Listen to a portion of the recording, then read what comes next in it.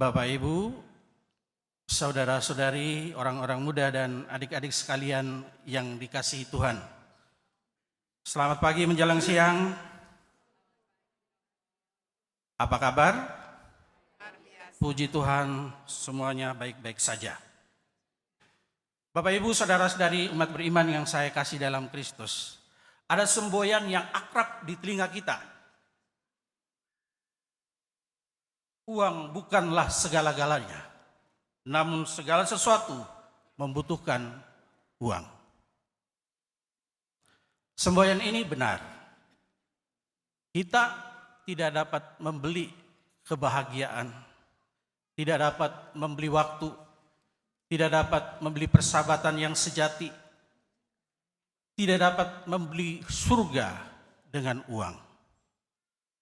Namun sebaliknya, kita bisa makan, kita bisa minum, punya tempat tinggal kalau kita punya uang. Kita bisa sekolah, kita bisa kuliah atau kursus kalau kita punya uang. Kita bisa jalan-jalan, tour, traveling kalau kita punya uang. Bahkan Bapak, Ibu, saudara-saudari, saat ini untuk bisa punya jabatan, pengaruh, kedudukan, dan penghargaan dari orang lain, semuanya itu membutuhkan uang. Bapak, Ibu, saudara-saudari umat beriman yang saya kasih dalam Kristus, itulah alasannya mengapa kita sebagai manusia bekerja untuk memperoleh uang.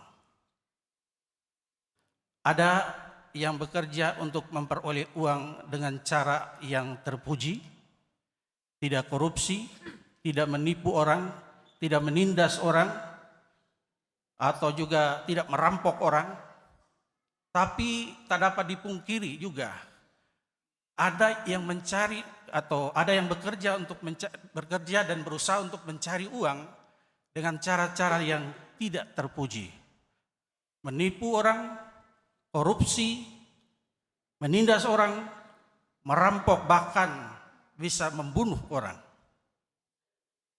Bapak, Ibu, saudara-saudari umat beriman yang saya kasih dalam Kristus, praktik seperti ini bukan hanya terjadi pada saat ini, pada zaman ini, tetapi zaman-zaman dahulu juga praktik-praktik seperti ini sudah terjadi.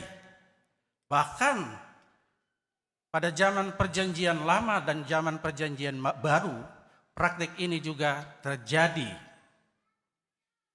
Bacaan-bacaan kitab suci yang kita dengarkan dalam perayaan Ekaristi ini, khususnya bacaan pertama dan juga bacaan Injil, memberikan kesaksian tentang praktek-praktek tersebut. Dalam bacaan yang pertama, kita mendengar Amos. Dia seringkali dijuluki sebagai nabi keadilan sosial. Dia mengutuk praktik bisnis curang para pedagang Yahudi di Yudea pada abad ke-8 sebelum Masehi. Dia tadi dalam bacaan pertama kita mendengar, ya, dia mengeritik penindasan, penipuan yang dilakukan, ya. Dan Nabi Amos mengingatkan orang-orang Israel dan mungkin tentu saja kita agar tetap kita setia pada perjanjian bersama dengan Yahweh yang adalah sang atau inti pusat dari keadilan tersebut. Dengan demikian, Amos hendak mengatakan kepada orang-orang Israel dan juga kepada kita sekalian bahwa dalam kehidupan ini, dalam bekerja, dalam melaksanakan sesuatu, hendaklah kita melakukan dengan jujur, melakukan dengan belas kasih, melakukan dengan penuh perhatian kepada orang lain. Dan Bapak, Ibu, saudara-saudari, dalam bacaan Injil tadi kita mendengar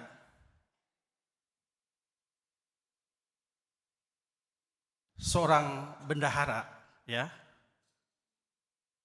Dia melakukan tindakan korupsi, ya, dengan tidak jujur kepada majikannya. Dan kalau kita baca dengan teliti, nampaknya apa yang dikisahkan oleh Yesus tadi, ya, dalam bacaan Injil tadi, seolah-olah bendahara yang tidak jujur itu, ya, atau bendahara yang melakukan korupsi tersebut, seolah-olah atau seperti dia dipuji oleh Yesus. Apakah memang demikian? Yesus memuji bendahara tersebut. Yesus juga mengizinkan tindakan-tindakan yang dilakukan oleh bendahara yang tidak jujur tersebut. Bapak Ibu, saudara-saudari umat beriman yang saya kasih dalam Kristus, sebenarnya yang dipuji oleh Yesus tidak lain tidak bukan adalah cara dari bendahara tersebut, ya, kepintaran dari bendahara tersebut. Dia berusaha untuk bagaimana dia bisa luput dari persoalan yang dia hadapi. Jadi bukan tindakan korupsinya, bukan tindakan yang tidak adil yang dilakukannya, tetapi bagaimana kepintarannya dari sang bendahara tersebut, dia bisa membuat supaya dia keluar dari persoalan, dari masalah yang sedang dihadapinya. Bapak Ibu, saudara-saudari umat beriman yang dikasihi Tuhan, dalam bacaan Injil kita diajak untuk dalam kehidupan ini juga, ketika kita berhadapan dengan situasi-situasi yang kita alami, atau juga ketika kita mempergunakan harta milik yang kita miliki, kita juga diajak agar seperti orang bendahara tadi, bukan melakukan ketidakjujuran, tetapi kita juga diharapkan agar dengan bijaksana, dengan kepintaran kita juga bisa menggunakan kekayaan, harta, apa saja yang kita miliki untuk keperluan kita sendiri, bukan hanya untuk kehidupan ini saja, tetapi juga untuk kehidupan yang akan datang. Dan hal yang kedua, kita juga diharapkan adalah bahwa kita juga rela untuk berbagi dengan orang lain, terutama mereka yang membutuhkan bantuan, mereka yang sangat membutuhkan pertolongan dari kita.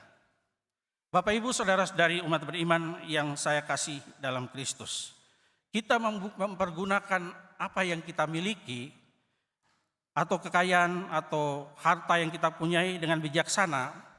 Ketika kita membelanjakan untuk kebutuhan kita sendiri dengan sewajarnya, dan ketika kita rela untuk berbagi dengan orang lain, terutama mereka atau saudara-saudara kita yang miskin, mereka yang terlantar, karena memang itulah yang dikehendaki oleh Tuhan ketika Dia mempercayakan apa yang kita miliki ini kepada kita masing-masing.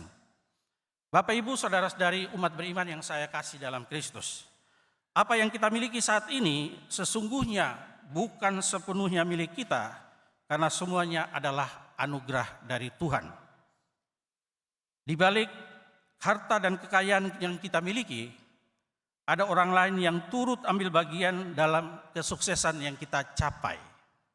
Oleh karena itu, Yesus mengajak kita agar kita senantiasa mensyukuri atau bersyukur kepada Tuhan atas berkat-berkat yang kita terima dari Tuhan, dan juga kita juga rela berbagi dengan sesama kita, karena mereka juga turut berpartisipasi, turut mengambil bagian dalam pencapaian atau kesuksesan yang kita miliki, dan terutama kepada saudara-saudari kita yang sangat membutuhkan atau mereka yang sangat memerlukan bantuan dan pertolongan kita.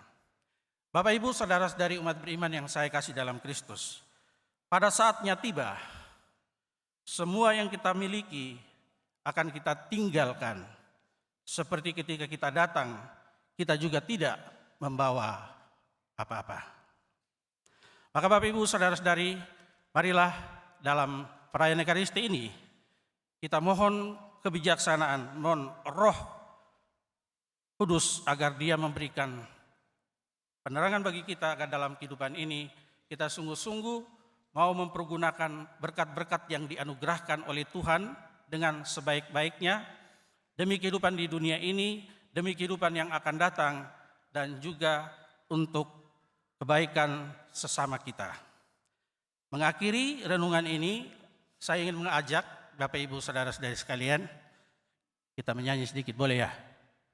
Boleh ya? Saya kira lagunya di tahun lah. Hati sebagai hamba.